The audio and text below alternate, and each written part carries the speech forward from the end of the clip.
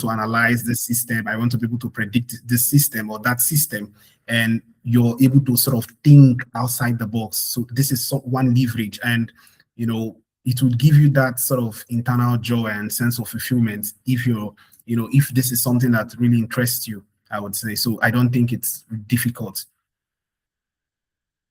Okay, thank you so much. So for many of you that want to tread those paths, you've heard from Mr. Clinton that it's not really difficult as far as to give it what you have. You'll be able to tread it successfully. Thank you so much. So over to Mr. Baralello. Can you please tell us about your tech journey? Tell us how your tech journey started. Okay, once again, good evening, everyone. And Good evening. I must admit that I'm very excited to be on this meeting, especially to be on the same panel with Mr. Clinton Ikechukwu. I've been seeing him on LinkedIn. I had him as a friend there, as a connection, but I'm not sure if I've been able to reach out to him. But hopefully after this meeting, I'll be able to reach out to him for a more intimate connection. So I'm very excited to be here. So just like Mr. Abiodun mentioned, my journey in tech has not been so smooth, but I must say it has been a result of my interest, genuine interest in making things work, both for myself and for every other systems around me.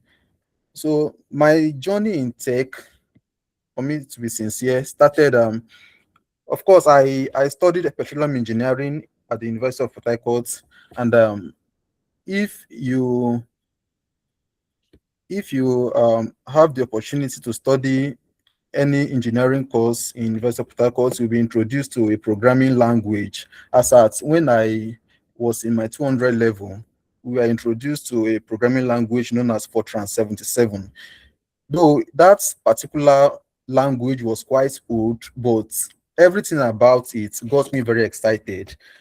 How I was able to, back then we were writing programs with pen and paper, but how I will be able to arrange my thoughts from the beginning, let's say how you just have to, how I was able to think the way computers think, how I arrange my thoughts in a way that computers can understand, got me very, very excited. So I decided to proceed to see the extent to which I can go with that. So that was how I started basically. And by my 300 level, after that course in 200 level, I was opportune to own a laptop. So I decided to install a more recent programming language.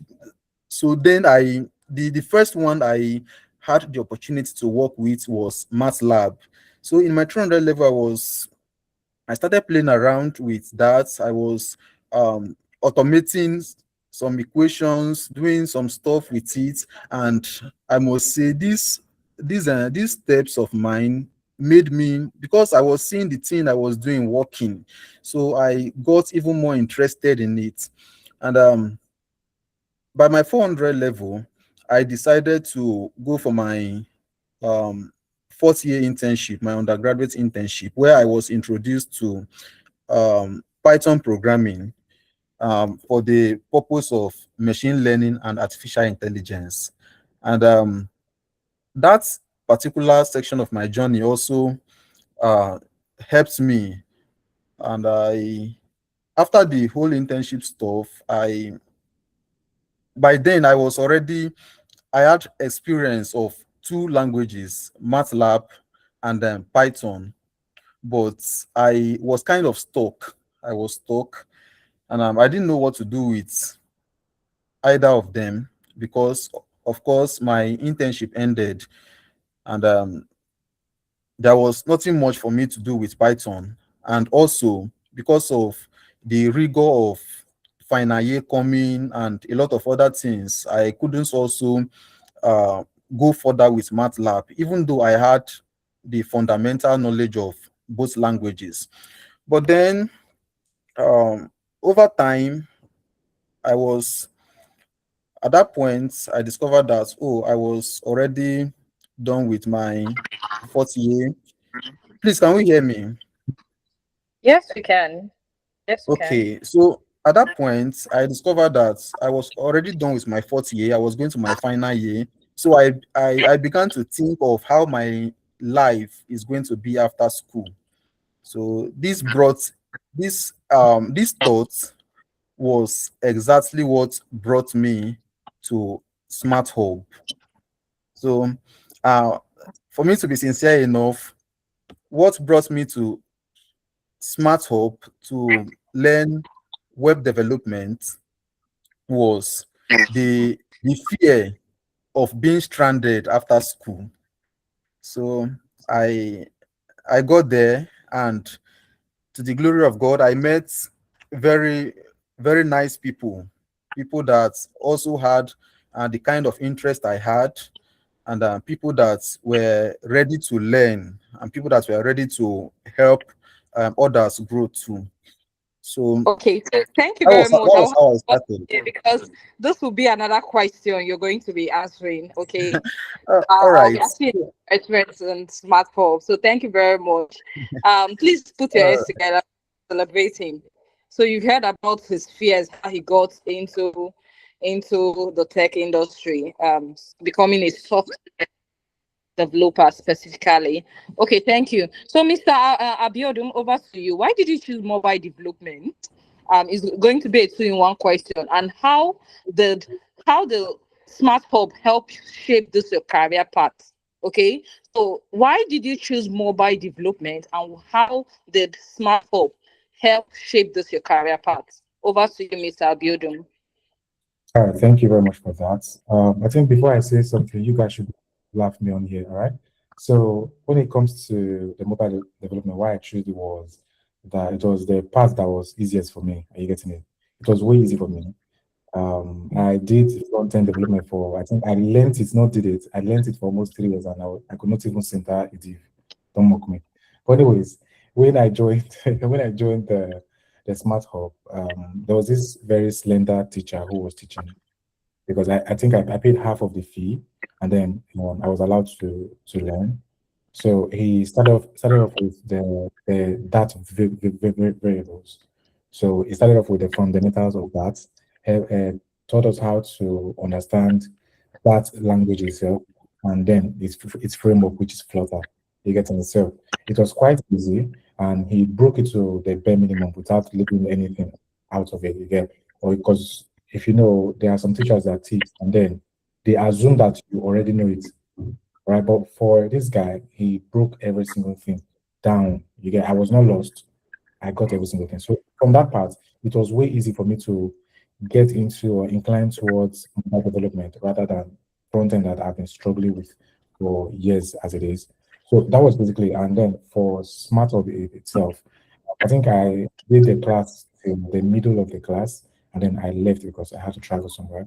You get, so that was it. But after that, I had to continue on my own per se to study and all of that, because I remember vividly when the teacher tells us for you to be good in mobile development, you must put in 3 hours every single day as practice. Are you getting it? Once you're done with 3 hours, then you can leave it there, continue the next day. So it got stuck in me. I did that every single day for 3 years. Are you getting it? And then he always emphasizes on learning the fundamentals before you move on to the easy part. Are you getting it? Learn the fundamentals, because these fundamentals is what's going to help you when you start having interviews, when you start building real life applications. Say you're building and then you hit a stumbling block. You don't know what you're going to do there. Again, I think right now, my fear right now is the persons that are going to learn and then they would use AI to learn and all that. You're gonna stress yourself. You're not going to be as groomed as persons that learned years back before the AI era. Are you getting it? I'm not saying AI is bad and all that, no, but there's that, how do you put it? There's that seriousness you get. There's that deep understanding you get when you study on your own, when you have, let's say, a mentor or a support system. So maybe when you get into a stumbling block, because there's no man is an island as it is. Are you getting it? So this is how my own way of learning or how I started off using through SmartUp started. Thank you. All right. Thank you so much. Please, a round of applause for him. Okay. So many of us that are into or that want to join tech, we're seeing that mentorship is very important. Beyond you trying to learn these things on your own, you need mentorship, you need guidance, and Smart Hub is a home where you can get all this, you can get adequate mentorship and guidance to thrive in tech. So thank you very much, Mr. Abiodun. So over to Mr. Clinton, you mentioned that AI is not so difficult. So I want you to, I think you mentioned some, I still want you to highlight some opportunities you see in AI for young people. So why do young people need to leverage AI? Why do you think that we need to learn AI in today's generation? Over to Mr. Clinton, please. I would want to say, right, if you're in this section, right, and you are the threshold of sort of making a decision, I want to tell you with all sense of confidence that you're actually in the right place. Because if you are going to be listening and sitting and getting your lessons from persons like George White and his crew, trust me, he's a very fine mind, and you're actually in the right place. You can come back maybe 1 year later and you say, okay, maybe I told you this. So now to answer specifically to the question Precious asked, I would say that when we talk about data science or artificial intelligence, right, this is something, right, that sits at the intersection of everything from problem solving to technology to decision making.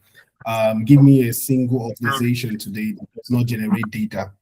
Every organization, right, medicine, engineering, they all generate data.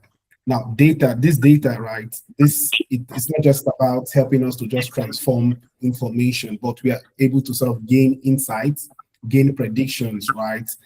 Today, we talk about automotive vehicles. We are moving, right? We are moving from the world of course, we have left the industrial revolution to the digital revolution. And I will tell you for sure that there is an enormous opportunity surrounding it. Your ability to sort of make anything happen, right? I give you my just 1 minute to give you like a personal story.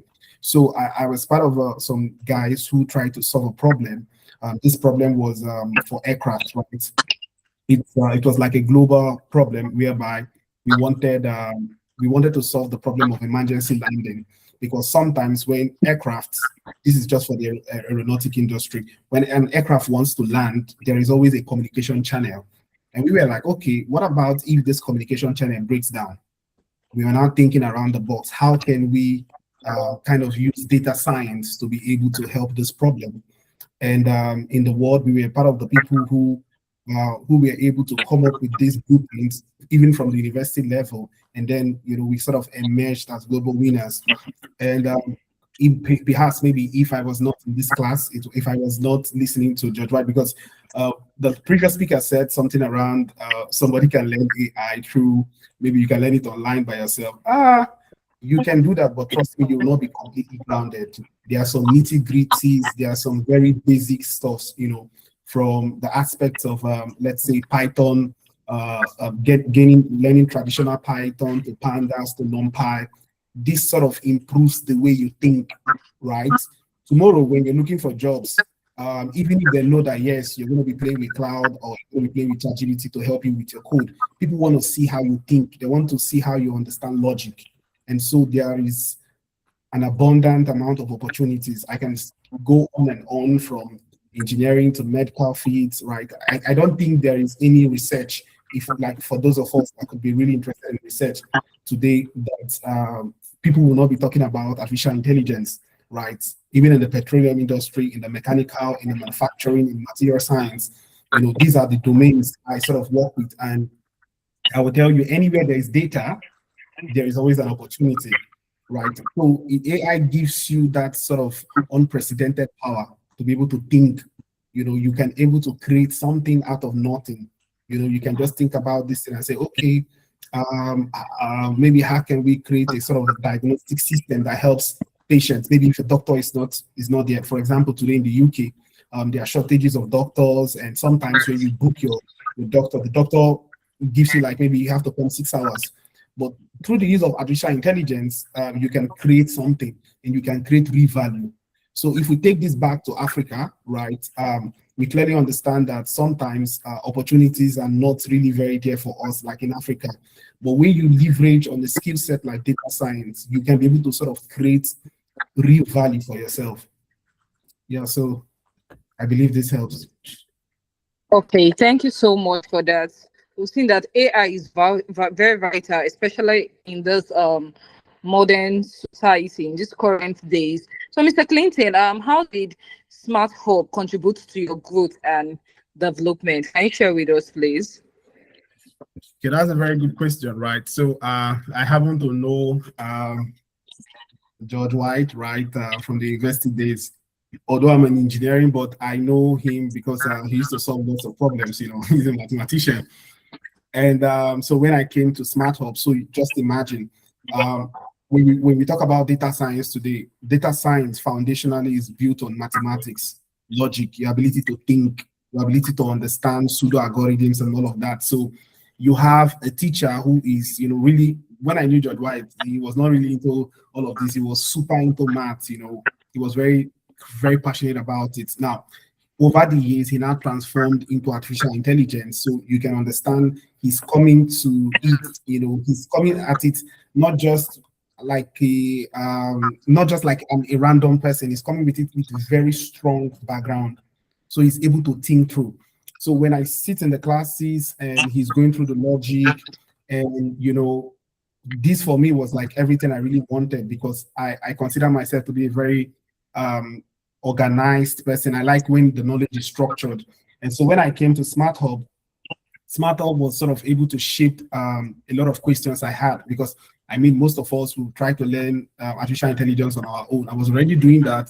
I was already doing those things on Coursera, you know, but Coursera can be a bit static. Udemy, I mean, this is there are some persons who it works for them. But when you really want to be thoroughly grounded, you know, you solve problems, you know, there is that argument, playfulness in the class, your ability to think through with the professor, with the teacher. If you really want that sort of a thing to be able to think through, and if you're really passionate, you can sort of bring, you know, problems from the house, and then you come to the place and you have like minds that will help you think through.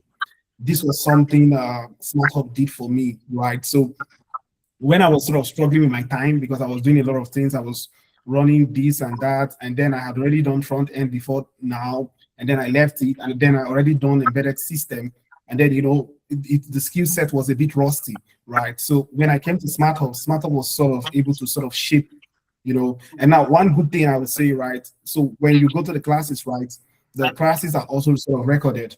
So for me, right, I like notes, because sometimes if I'm in the class, yes, I'm thinking through, I'm lost, and I don't want to form, maybe there's that sense of complacency, I don't want to form my notes. So Smart Hub helps me, okay, they sort of create it, they arrange it, they run like an NLM code, and you can always go back to it. You're going to be having lots of help. And, you know, so, I mean, these were the sort of little things that sort of attracted me, and I was really impressed with the entire setup of Smart Hub. So this was how Smart Hub really helped me. Wow, this is beautiful. A round of applause for Mr. Clinton.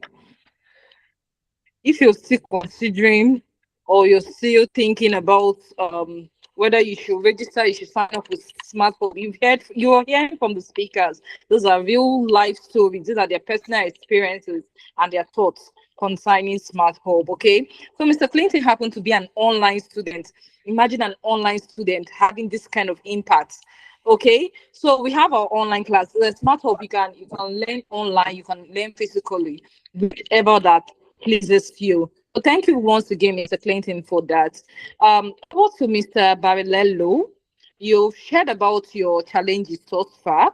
I want to ask, what project or achievements are you most proud of, and how does Smart Hub help bridge the gap between learning and practical application?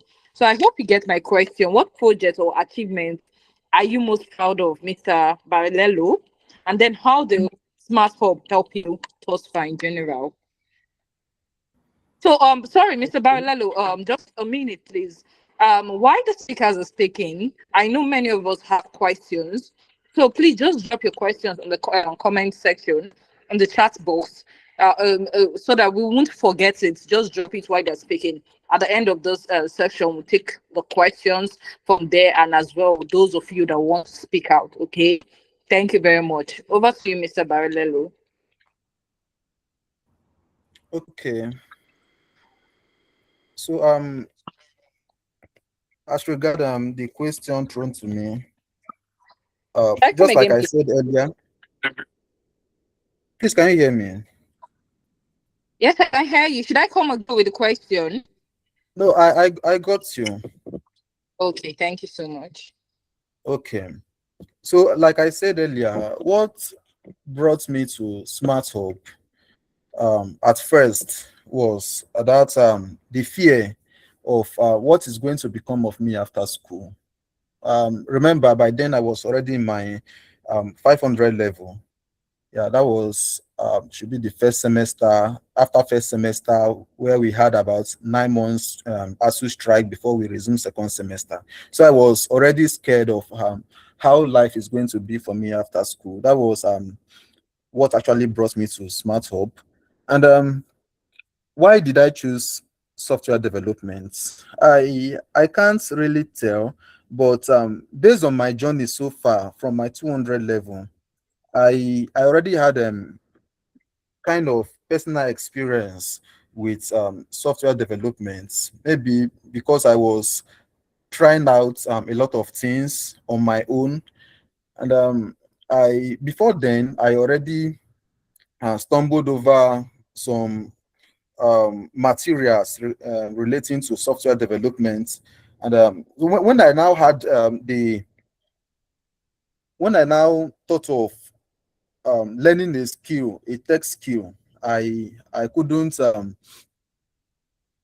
think of any other thing but software development. So that was why when I got to Smart Hub, I went straight to the software development class.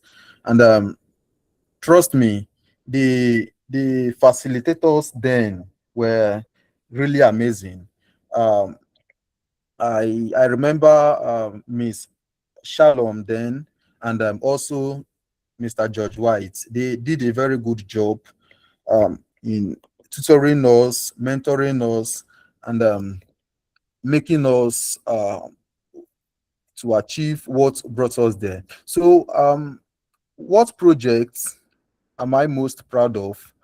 And the second part of the question, which kind of I've kind of forgotten, but let me just answer them the way I have them in my head. Okay, so what actually brought me to Smart Hub was that fear that I explained earlier. And after my 6 months training in Smart Hub, I had my first internship opportunity, which was driven by Mr. George White. I think he introduced me to a guy, Mr. Victor, which had a project he was working on then, and he needed interns to join him on the project. So I hopped on the project with Mr. Victor. I think Mr.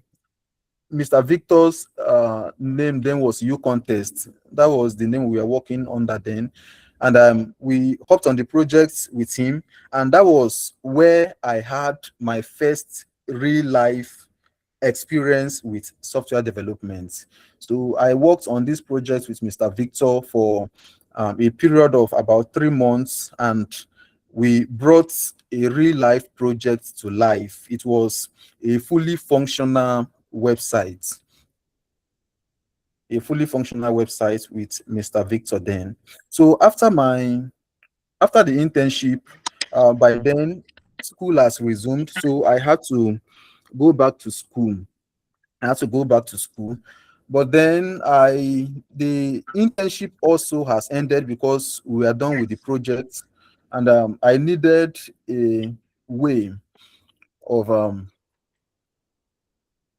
of defeating my fear, because by then I was almost rounding up my my academics, so I needed a job, to make it very simple. So I, based on the nature of the structure of Smart Hub, then where there was this kind of interaction between the tutors, which is George White and co, and the students.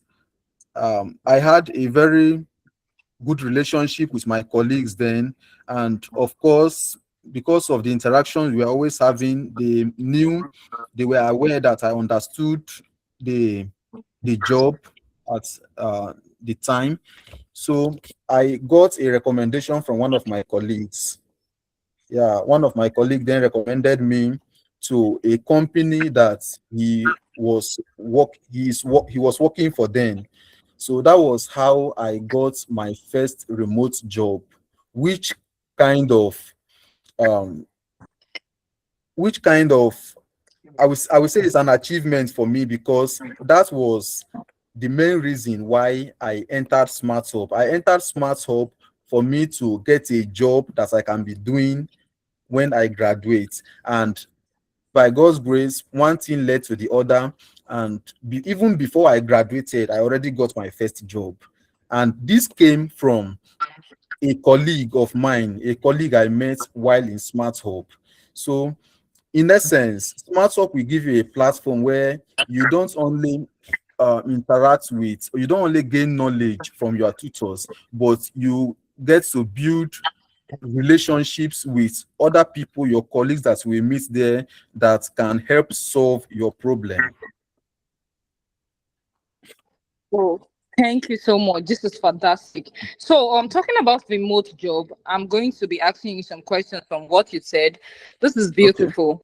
So everyone talks about remote job. In fact, many persons are actually diving into tech.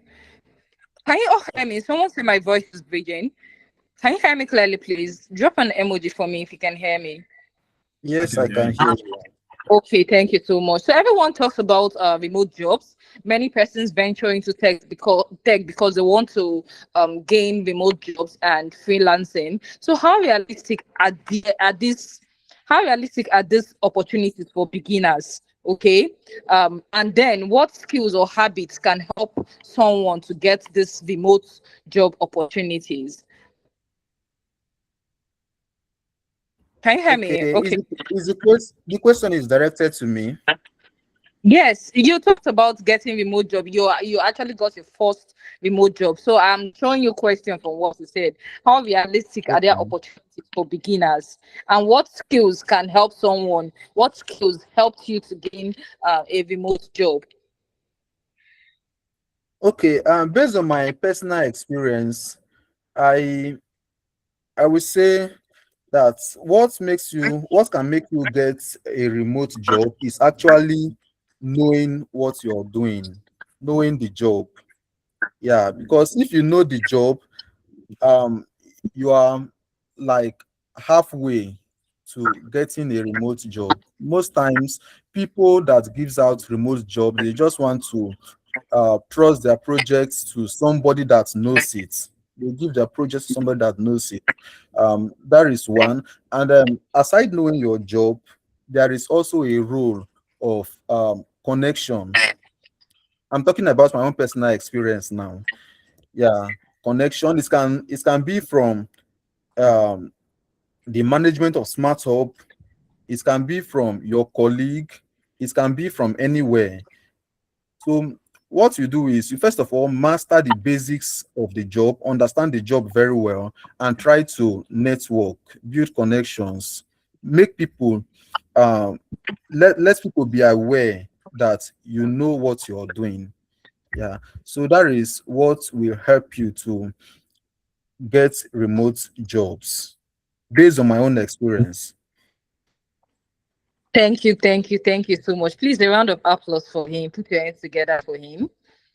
Put your hands together for him now. Celebrate Mr. Barilello. Okay, thank you so much. So, Mr. Clinton, AI is one of the biggest conversation globally today. true. Should people be worried that AI will replace jobs? What do you think about that? Mr. Clinton, are you here? Can you repeat your question? Okay. I said, should people be worried that AI will replace jobs? Because everywhere, in fact, right now, everywhere, AI is one of the biggest conversations globally. Should we be worried that AI is going to take our jobs very soon? Okay, that's a very interesting question, right? And I would say, right, people shouldn't necessarily be worried about AI replacing all jobs, but rather what people should do is that they should pay attention to how jobs are actually changing, right? Historically, if you check, technology has automated specific tasks, and so what's really different about AI is that it's beginning to automate not just physical work, but also a part of knowledge. So people should rather try to position themselves in the evolving things, because the truth is this: life is evolving. Every day we are growing. If you do not sit up, if you do not gain the right skill sets, you'll be left behind, right? If you're what's it called, if you're a proponent of history, and you clearly understand that, look, back then we used to have industry 1.0, industry 2.0, industry 3.0, the internet age, the jet age, and now we're talking about the digital age. So people should rather be thinking about how to evolve to stay relevant, and not how AI. If I'm thinking that AI should take my job, no, I should not be thinking that. I should be thinking, how can I evolve with the system to be able to get the right skills such that I will be part of the people in the conversation and not people that will be left out of the conversation. So this is what I think this is how this should be our more like a forward-thinking approach, rather than being worried that, oh, yeah, I will take my job. No, if you're doing something and you're being static, you need to understand that over time things will evolve, and then you'll be left out. So you have to evolve with the situation of things by gaining the right skill sets. Thank you so much. A round of applause for Mr. Clinton. Gaining the right skill set, instead of you to be worried that AI will take your job, why not learn the skill, learn the AI skill? Okay, so that's a beautiful one. Thank you so much. So I will be wrapping up this section very soon. If you have questions, please leave it in the comment section so that we'll be reading it out loud for our facilitators. Please leave the questions in the comments section. And very importantly, we've heard from the speakers. We've seen how Smart Hub have shaped their tech careers. Okay, we've seen how Smart Hub have shaped their tech careers. Very importantly, so I just want to remind every one of us that we actually, our Motor Boot Camp, and as well as our IT, our COS programs, those has kickstarted. So we gave additional opportunity for those who want to register. Okay, registration should have ended last week or so, but we extended it to tomorrow. So you've heard from the speakers. Please, I beg you, in fact, as we are taking those sections, the link will be dropped in the chat. Just click the link, sign up, register for those tech skills, and watch your life change tremendously. Okay, so let's continue. Please drop your questions. What opportunities now this question goes to Mr. Abiodun. What opportunities has mobile development created for you? What opportunities have mobile development created for you? All right. Is wanting is wanting to enjoy the benefits that comes with it. So please share with us what opportunities mobile development has created for you.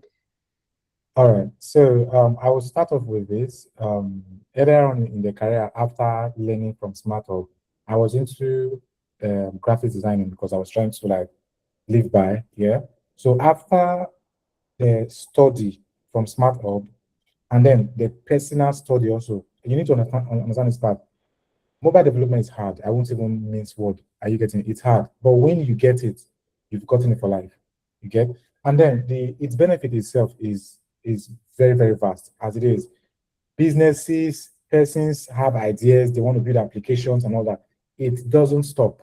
But what brings you out of the crowd is the amount of projects you've handled, the knowledge you have in it also. Because when you're having these interviews as it is, they will not tell you, oh, build this stuff while you go and while they go and sleep or something or deliver a letter. No, they want to see you do something while they are looking at you, and not even with the age where you are using AI to build the apps and all that. No, that is not it. Are you getting it? They will ask you technical questions, and when it comes down to mobile development, please, there's loads of technical questions on there. So you have to be grounded so that you can be different from every other person. It is very competitive. You have to know that when you think you know one thing, 100% know better than you. But the only thing that defines you is the understanding you have.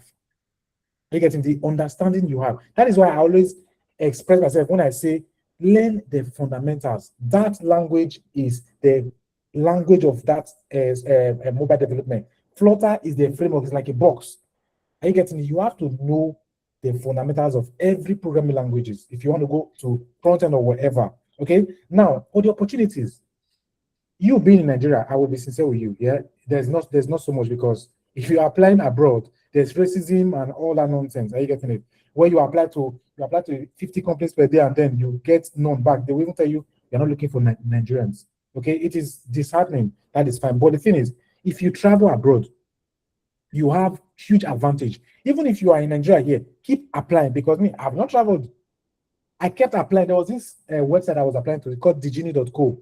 All right, it's a very racist web platform to apply, but I kept applying for 3 years. I kept applying, and I got the first 2 remote jobs. Until today, for the past 2 years, I've been working with them non-stop. Are you getting it? If anybody tells you this stack I want to learn, there's nothing. It's a lie. There's something. Learn it, but learn it well. That is the idea I'm trying to push to you guys. Again, if you're learning, learn well. Learn from somewhere that would not make you feel like this stuff is worthless. Are you getting it? That is basically SmartUp opened my eyes. They gave me that chair. Okay, Smith, stand on it. Now look upwards. Are you getting it? They gave me that chair to just sit and then explore. I did that. So if you're learning, learn well. Opportunities, there are always opportunities. You should know that there are always opportunities. Just like Mr. Clinton said, in AI, there's loads of opportunities there. The market is changing. Are you getting it? It's changing, sure, but the job is still same. It just changed the way it comes. But everyone just feel, okay, AI is taking over our jobs. I don't have this, and it's you just complaining. Okay, there's always opportunity in every single sector. For my sector, I know there's loads of opportunities for me because I'm always building. George can see it, everything. I'm always very proud of it. I will just post on my status. This app I've completed. This app I'm even tired at some point. Even though the money can be very sweet, because as you know, if it's let's say a front-end development, when they are paying you, let's say $8,000 or 1.5 for mobile development, is not. It's almost 10 times that amount. $7,000, $4,000. The least is around $3,000 because they think it's big. But from your own end, you know it's actually small because you've practiced and you've mastered it. All right. Thank you. Thank you so much. Put your hands together for him. Please put your hands together for him. That's nice. That's important. Very, very important. Okay, see, one thing I love about the tech world is about being able to work remotely. And our speaker just mentioned that he had one of the opportunities that he had as a mobile developer is that he had 2 remote jobs. Okay, so working remotely is very sweet. Imagine you being with your PC or your phone. Most of those tech people, they do mistake them with Yahoo and all of that, because you earn in dollar. It's sweet, it's fun, it's nice. Okay. I can see your reaction. Yeah. Okay. Let's continue. So, Mr. Abiodun, right? You mentioned that gaining skill is very important. Having portfolio in today's tech world is very important. Yes. So I want to ask, can someone get opportunities without a degree if they have a strong portfolio? Did you get my question? Can someone get opportunities? Like, if I don't go to school, can I get opportunities without a degree if I have a strong portfolio? And what makes a portfolio impressive to employers or clients? Did you get my question, please, Mr. Abiodun? Yeah, I got it. Thank you. Okay, so go ahead. The stage is yours. All right. So the first question she asked, this is it. I studied mathematics and now I'm a mobile developer. There's a disparity between it. Are you getting it? There's a disparity between it. It does not relate, even though we know coding is related to mathematics, but still, if I had no degree, or I would just put it in my CV, I don't normally just state out that I have a BSc in this. Nobody cares about that stuff. In my language, yeah, nobody cares about that, because if you have the degree, the masters and all that, and then you cannot prove yourself in a technical interview, you are as good as nothing. Are you getting it? You have to know your craft. That's the thing. Mobile development is practical. Are you getting it? It has its theoretical part, but its practical is 80% of it. Okay. So I will use myself as an example. Months back, even while I have this remote job, as a Nigerian, there's that thing that is at the back of your mind that, okay, even though I am making money from this place, I should still try to apply to others just in case this one I have turns me down or push me off. Are you getting it? So it always happens to the best of us. As long as you're in Nigeria, you always have that thought, all right, to have that backup. So months back, I applied for a role, a senior mobile developer role. And what they said was that they don't want Nigerians there. I applied still. It does not concern me. Are you getting it? I applied still. Then they go back to me. They were like, okay, no problem. Let's have an interview. Okay. I did the interview. What was the interview? They told me to build an e-commerce application. While they were staring at me, which normally if you want to build that, it will take you loads of time. Are you getting it? But it was easy because I have done this. It's in my portfolio. I have done this loads of times. Are you getting it? And when you're doing this stuff, they check out for specific things that they want you to know. They think you should know. For example, when it comes to mobile development, there's something called state management. And state management has different types. Are you getting? We have the block provider and all of it, referral pod and all. They have specific ones, but you don't have to know a lot of them. Just know the one that is most common. You are good to go. You get, we have 4 or 5, but we just know 2 or 3. We are good to go. That is it. All right. So now on the second question, on your portfolio, what are you supposed to build? What you're supposed to build is meaningful projects, not you building calculator, building, I don't really know, weather application. Nobody wants that. Those are supposed to be private. Those are applications you build when you are learning to read APIs. Are you getting it? To consume APIs that the backend has given to you. These are where these things become practical. But for items that you want to build to show this person, you build e-commerce application. These are the standard that they are looking for. Are you getting it? You make it, how do you call it, public on your GitHub repository. You get, these are the items. If you have open source project or persons doing open source project, you build.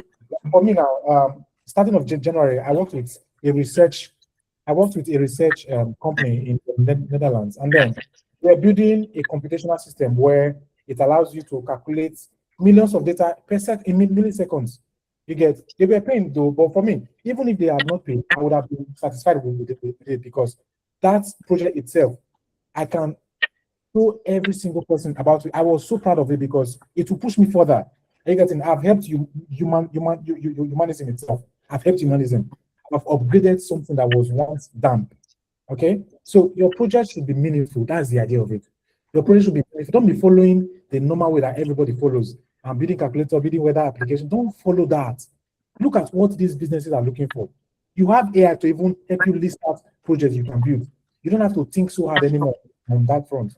You get, and just build, learn and build. Make mistakes also. I don't know. Maybe most persons don't say this, but you will always make mistakes. You will create terrible code, but learn from the mistakes. If your code is not working, you figure it out, not to run to ChatGPT and then paste all the code and it fixes it for you.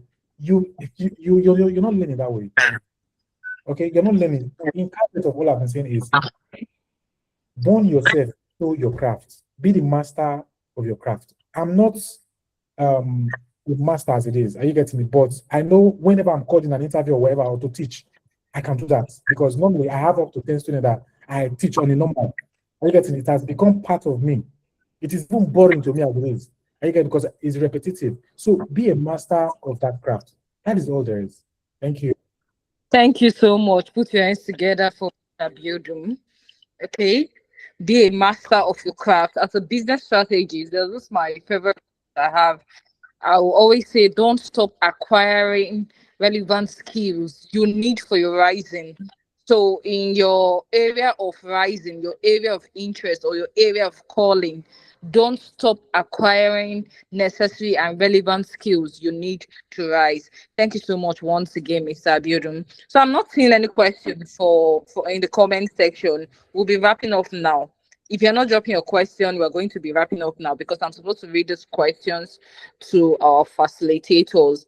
Now, many people believe, say, in this tech, especially those who are not in tech or those who are trying to join, many people believe that tech is all about coding. Tech is all about coding.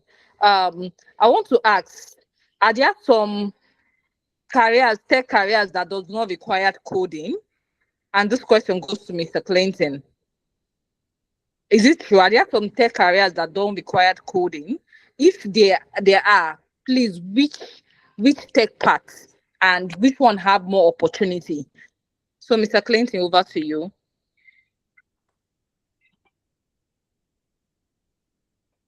Okay, thank you for that question, right?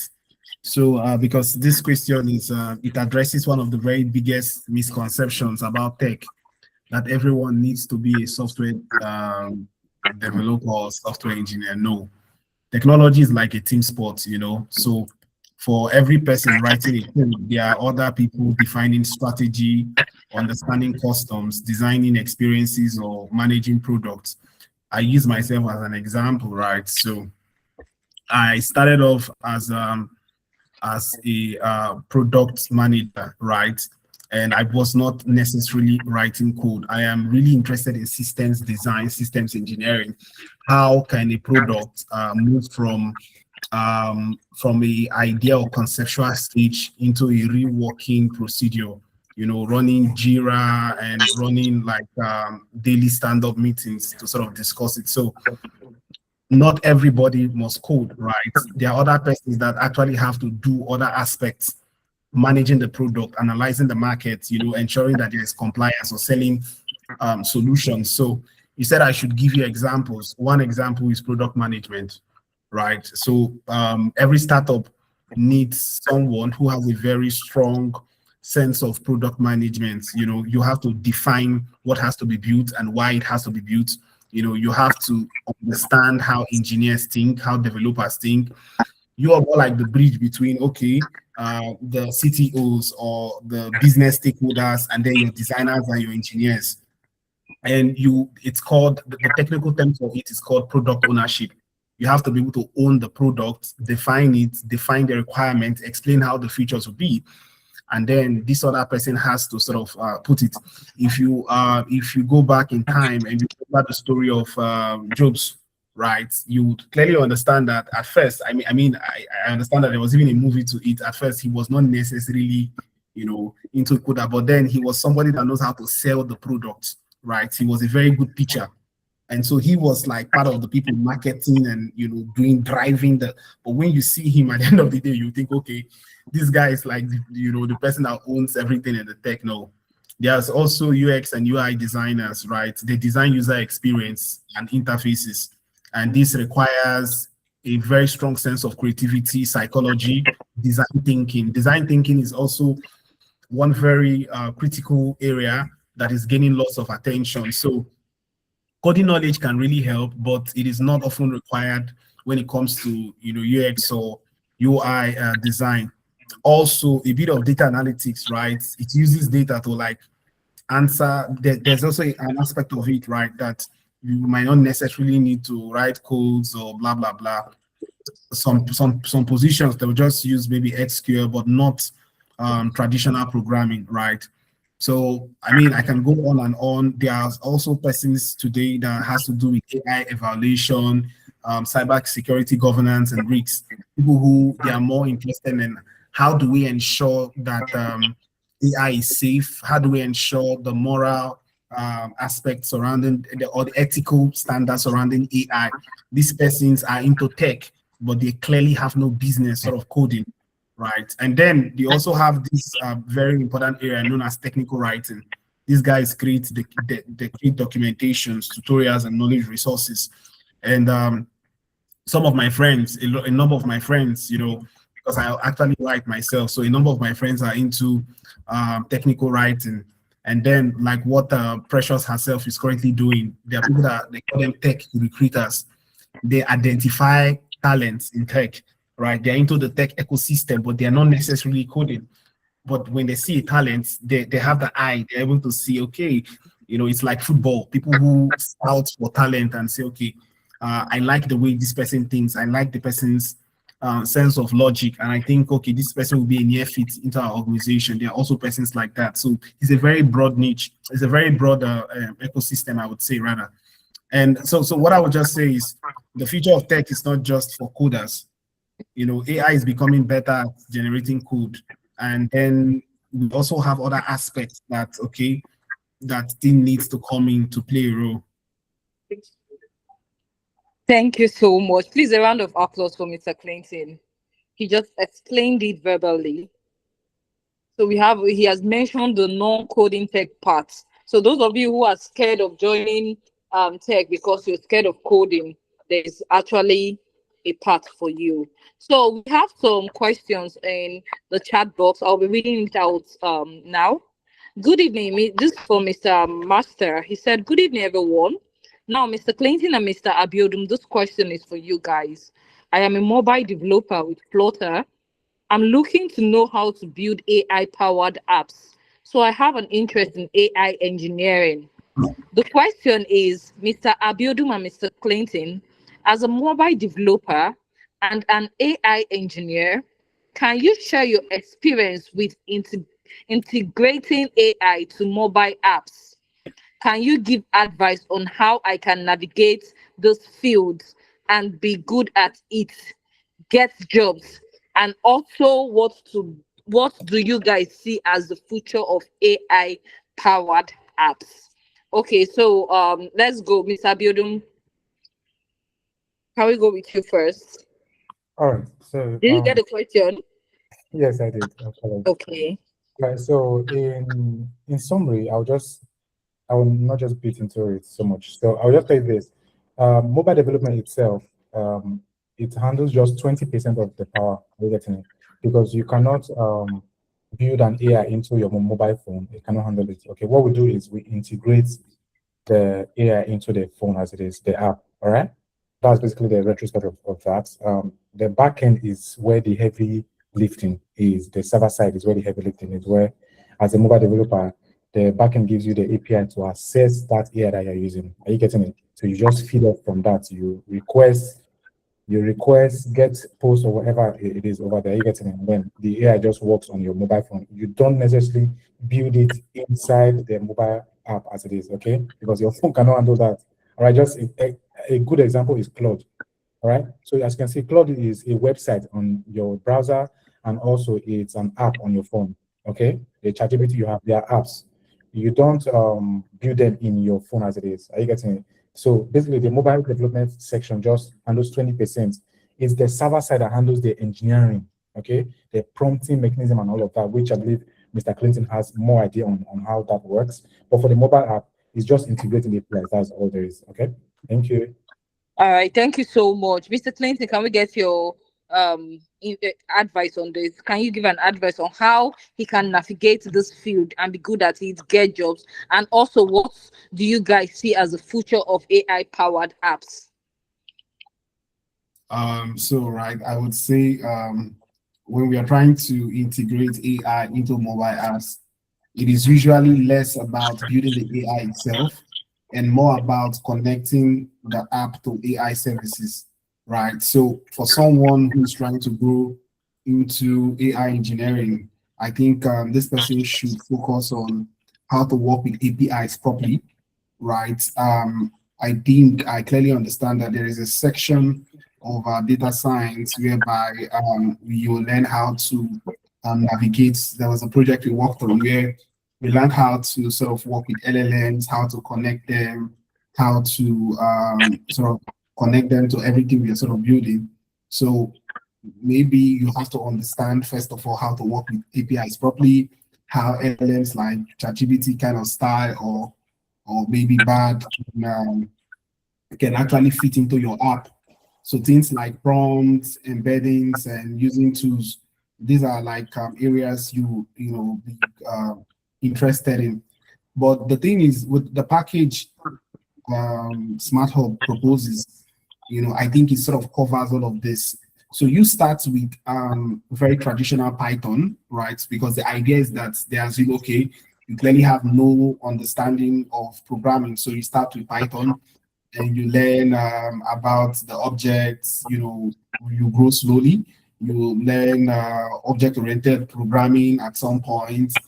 And then after that, you do a couple of projects. And then later on, you move to things like pandas, understand how to work with how to do data analysis, run pandas and NumPy. Then you will now do statistics because statistics is like the heart of the AI. Without statistics, you cannot make sense. If your data has outliers, you should be able to sort of understand.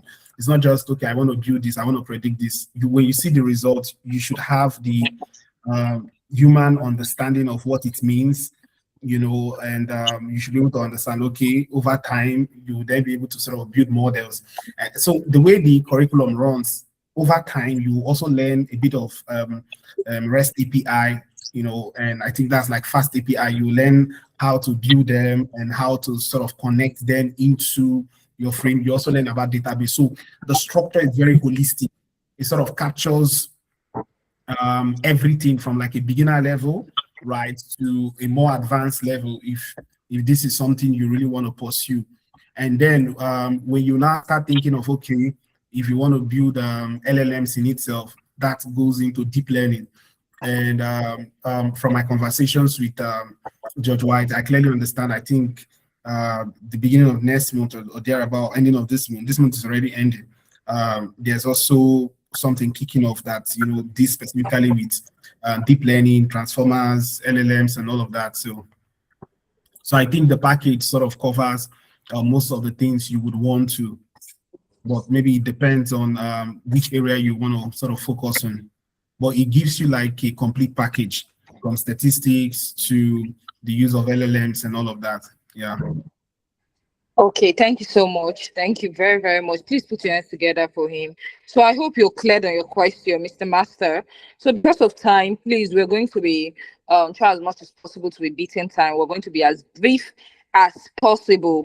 And once again, just as Mr. Clinton said, Smart Hub Academy covers all this. Now, registration for our multi-boot camp and CWES is ending tomorrow. It's ending this month end, and this month end is tomorrow. So if the beautiful thing is that you can pay in installments. Okay, we have different tech field, tech parts, any of your choice that you want to. The link is in this chat. Just click and sign up and get started online. Offline, there's a spot for you. So if you're considering learning web development, data analysis, data science, cyber security, DevOps engineering, AI engineering, product design, and lots more, Smart Hub have everything for you. And if you're actually a CUS student or an IT student, you can learn all those courses in one. For a little token, as low as 90,000 naira, you can learn all those tech skills. And then you can decide, okay, after learning, you can decide to specialize in one. That's an added advantage to you. I don't just miss this. Look at the chat and you'll see the link. Click it and register, okay? So that you have your own unique story to tell. Now, we are running out of time. Please, let's brief as much as possible. Mr. Samuel Oko, together with Mr. Ibe Otta, are asking the same question. So unfortunately, he just left. Okay. So they asked that a situation where you are on a project, this question will be going to Mr. Clinton. Please try to be as brief as possible because it's talking about AI. That's why I'm pointing it to you.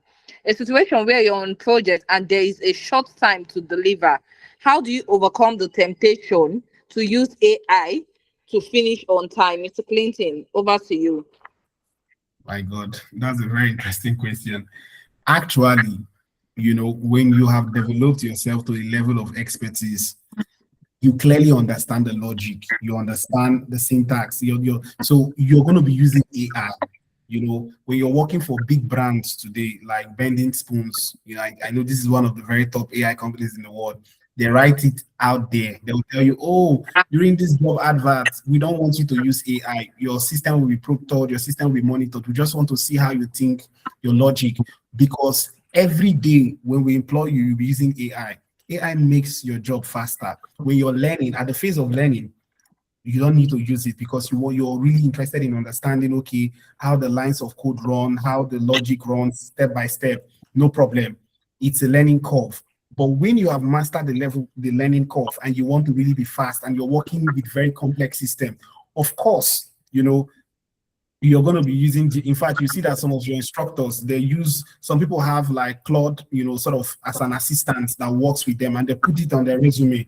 So when you grow to 11 in the tech field, you discover that this is the normal way of actually working. The experts today, they use AI. But why you see the speakers today in the panel telling you, for now, don't use AI, it's because you're learning. You know, so if ChatGPT is doing the work for you, there's no real growth. You know, there is no real learning on your part. Your cognitive ability to understand programming logic and syntax at that point is very low. So you have to train it to a point that, okay, it's very good. Then you then have the freedom to do what you want to do. So it's just a sense of discipline that you have to apply. I hope I answered the question. So it means that over time, you would definitely use AI. Okay, thank you so much. That was brief and straight to the point. Thank you so much. Hope you're cleared, Mr. Samuel Oko and Mr. Ibe. Hope you're cleared on that. So the next question here says, thank you very much. That's from Iwowari Kalada. Thank you very much for hosting, and to all the moderators. I assure you that all the positive remarks made about Smart Hub are indeed accurate. Thank you. I believe that beginning now is preferable to never starting at all. So true. My current inquiry is as follow. I understand that TEC, I don't know whether that's a tech or TEC is an acronym for something. So TEC is primarily focused on maths. Is that tech?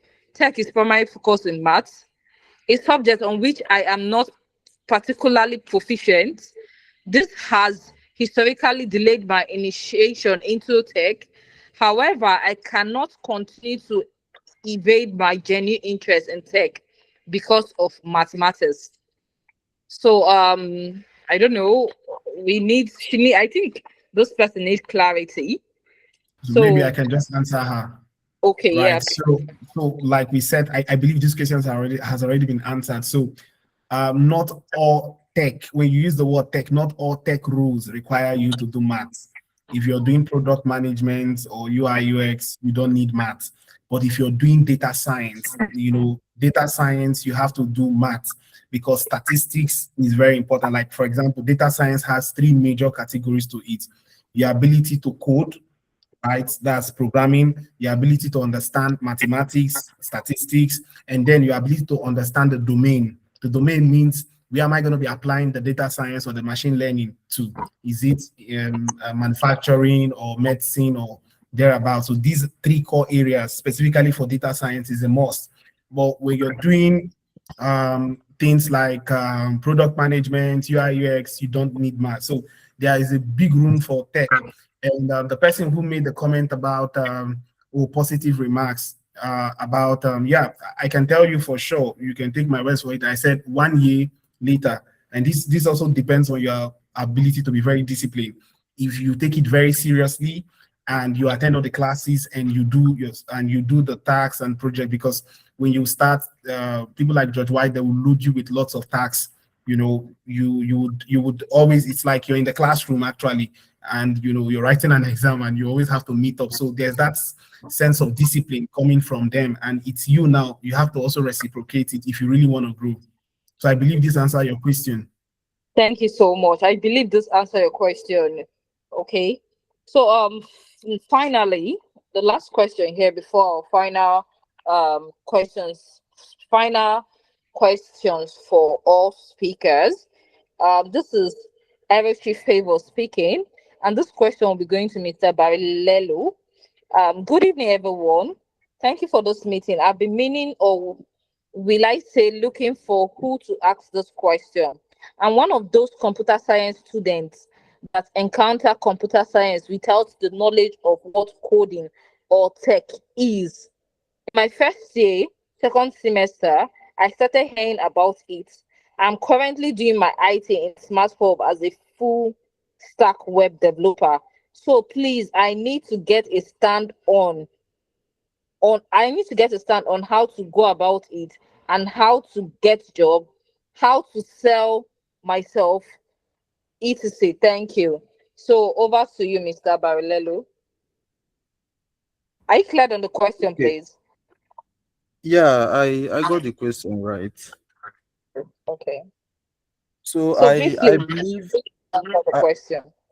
I believe Eruchi Favor is not the only person that has found his or herself in this kind of situation. I've also seen a number of persons too that find themselves in this kind of situation. But what I will say is that uh, what I believe is that when you find yourself in a situation, there is what I term self-realization. You have to first of all realize your situation, then you now look for a way out. Right now, you saw yourself in the computer science department, and you heard about tech, and uh, God being so kind, you found yourself doing your IT as a software developer. That is a very good step. But then you have to, for you to grow and for you to get job, like I said earlier, you have to develop genuine interest in what you're doing. Developing genuine interest is very important. This will push you to learn and master software development. Once you're able to master this with practice and perseverance, just like Mr. Abiodun mentioned, that you have to keep applying, you have to keep developing yourself, you have to network, like I said earlier, also. With all of this put in place, definitely you will certainly secure a job. Selling yourself is all about you building a portfolio, putting your work out there, like Mr. Abiodun said. That is selling yourself. You put your work out there for people to see. You connect with people that are doing the same thing you're doing, and I believe if you're able to do all of this, certainly you're able to secure a job.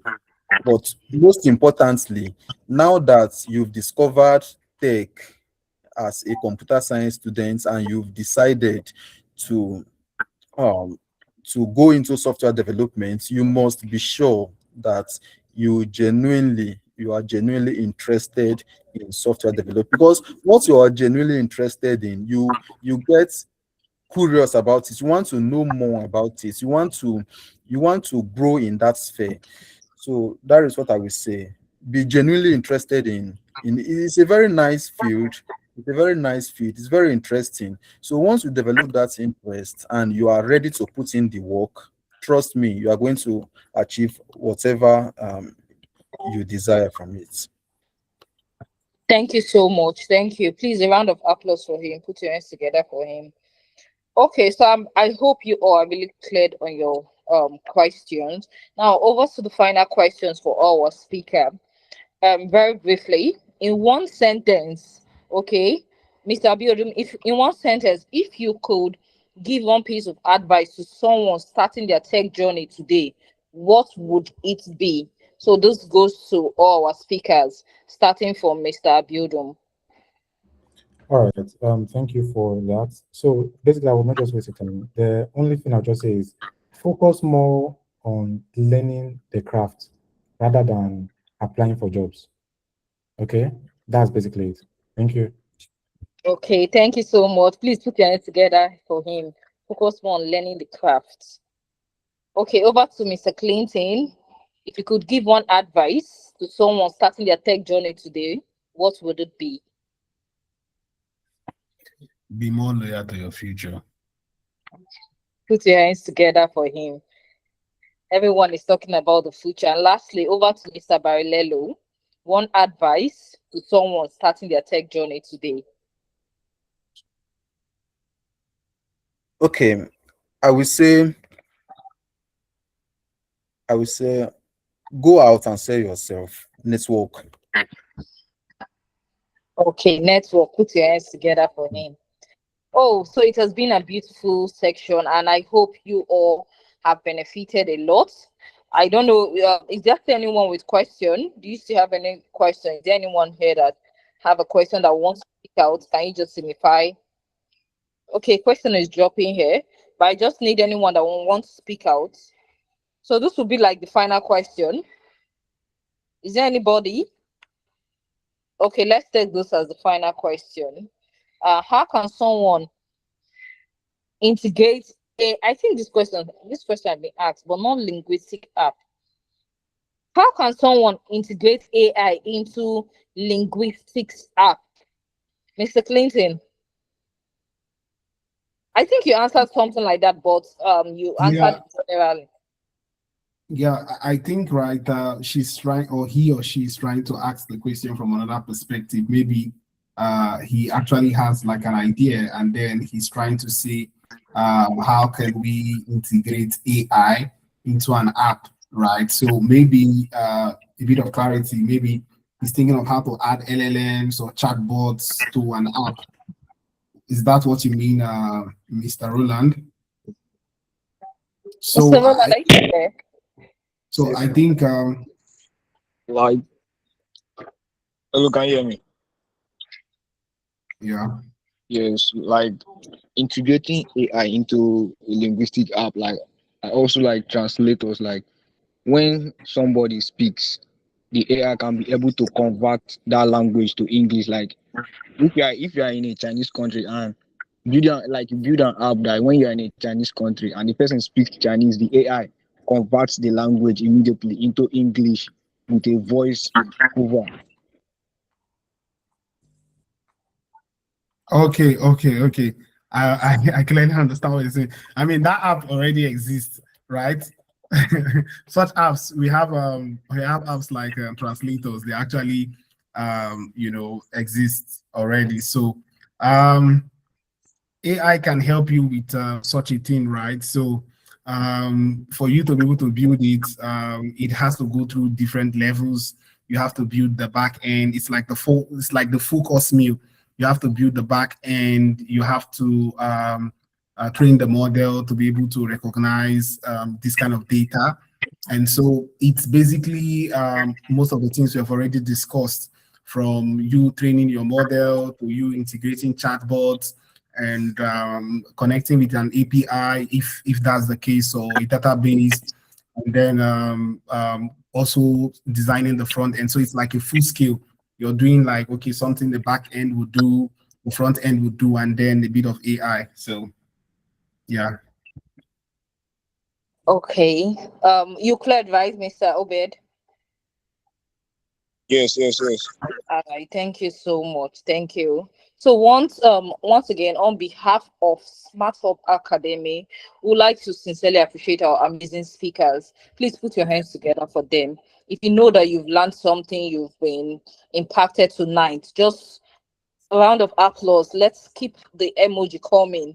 Okay. To all our speakers, we sincerely appreciate you for taking out your time to share your stories, your experiences, your lesson, your insights with us tonight. Thank you so much. Thank you so much. I expect to see more emoji. I expect to see more emoji. Please keep it coming. Thank you for being open, authentic, and inspiring. We celebrate you. We appreciate you so much. Okay, and we've been impacted deeply by your section. So once again, we are wrapping up the section. We are on social media. We're on Facebook. We are on Instagram. We are on LinkedIn. Our social media pages will be dropped on the platform. Please do well to follow us on all social media platforms. And then our speakers, please look out for them, because those people are not just, yes, they started in they have their experiences um in Smart Hub, but they are big boys. So you can just check out them. Their link is also in the bio. Check out Mr. Clinton, check out Mr. Abiodun, check out Mr. Barilello. Follow them on LinkedIn and other social media platforms. Okay, that is dropped in the comment section. Please go and follow them right now. Go and follow them as I'm speaking right now. And then I still want to remind you that registration for our multi-boot camp and CWES program closes tomorrow. You've heard so much that I can't even overemphasize on.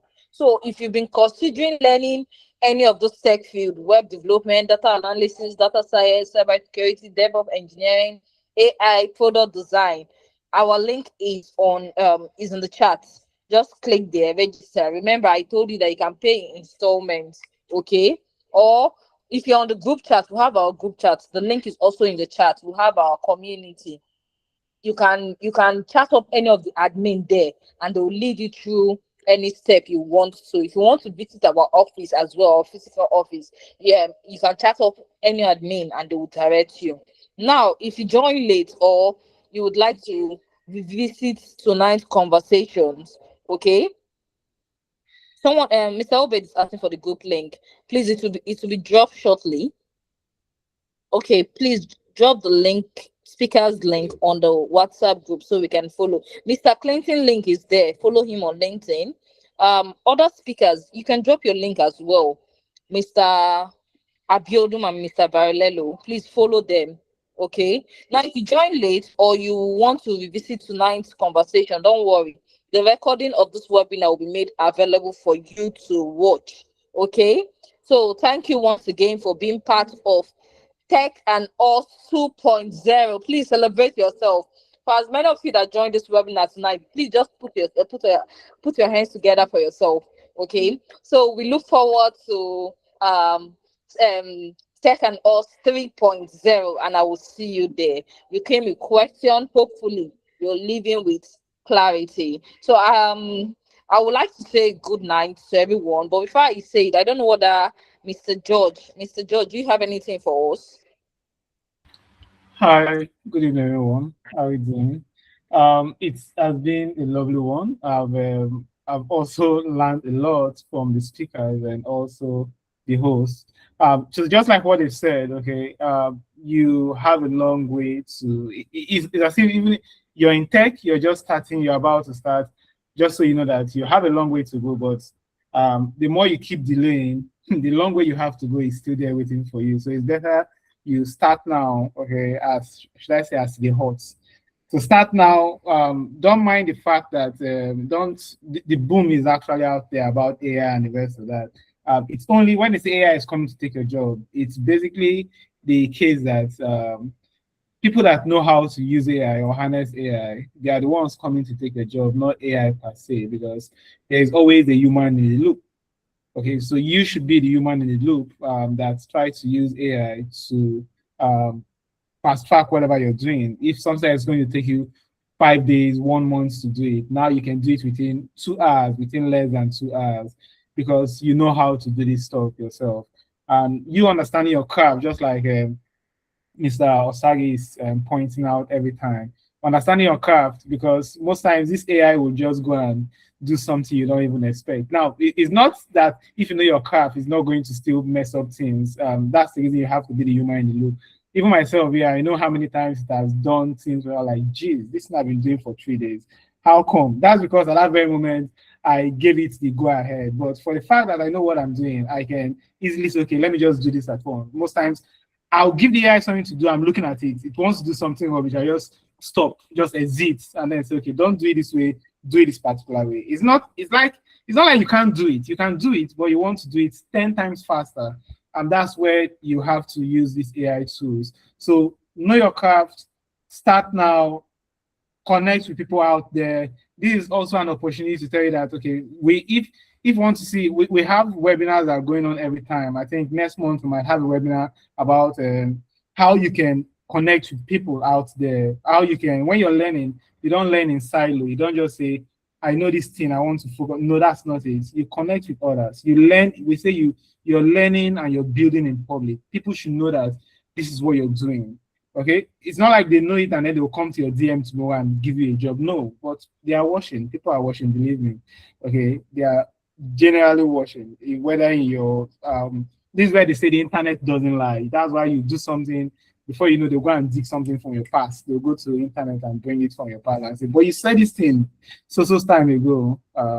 So just push your things out there, whatever you're doing, no matter how foolish you think it is. Okay. You're building something small, you're building something big. Just put it out there, get it critiqued. People will connect with you via that approach as well. And always remember, every month we have our webinars. You always learn from our webinars a lot, and you have a way to replay them anytime if you go to our website. Thanks a lot, Ms. Precious, and Mr. Sagi, Clinton, and Nico. Thanks a lot. Thank you so much. Thank you, everyone, once again. For those of you that are making payments, part-time or full-time, I'm actually waiting to confirm your payment. Okay. So once again, good night, everyone, and keep building your future in tech. Good night, everyone.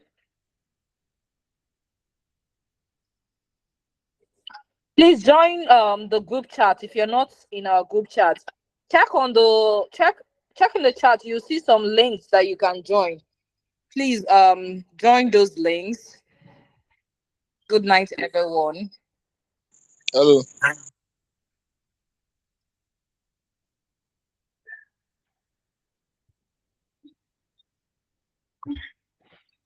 Hello, can you hear me? Mr. Obed, do you have a question? Yeah, not a question like I'm asking for the link of the speaker so we can follow them and interact with them later. Are you on the WhatsApp group? Are you on our general WhatsApp group? Yeah, I think so. Okay, their socials will be dropped there, please. Okay, no problem. All right, thank you. Good night, everyone.